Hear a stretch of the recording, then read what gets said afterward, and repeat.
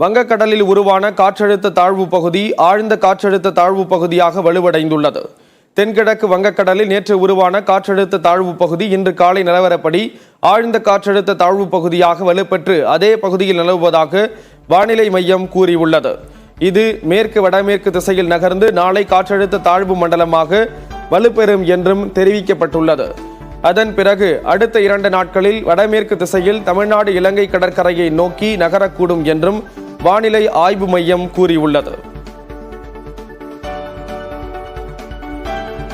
முன்னிட்டு நடைபெற்ற vintage car அணிவகுப்பு நிகழ்ச்சியில் 40க்கும் மேற்பட்ட கார்கள் இடம்பெற்றன.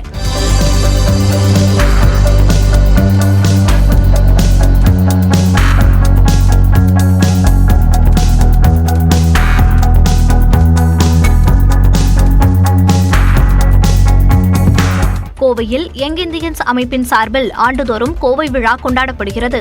அந்த வகையில் இந்த ஆண்டு நடைபெறும் விழாவின் ஒரு பகுதியாக பழமையான கிளாசிக் கார்கள் அணிவகுப்பு நடந்தது.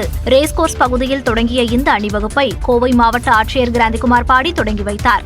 இதில் 1931 முதல் 1980 ஆண்டு வரையுள்ள கார்கள் இடம்பெற்றன. Benz, Rolls Royce, Chevrolet, Ford, Padmini, Ambassador, Volkswagen கார்களும் பழைய ஜீப் 1960 ஆண்டு அமெரிக்காவில் தயாரிக்கப்பட்ட சவர்வெட் போன்றவையும் அணிவகுத்து வந்தன.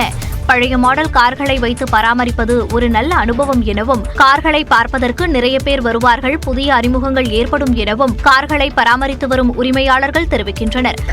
இது வந்து பாத்தீங்கன்னா 1943 மாடல் ஃபோர்டு GPW ஜீப் இதெல்லாம் பாத்தீங்கன்னா ஸ்கிராப் கண்டிஷன் இருந்துச்சுங்க.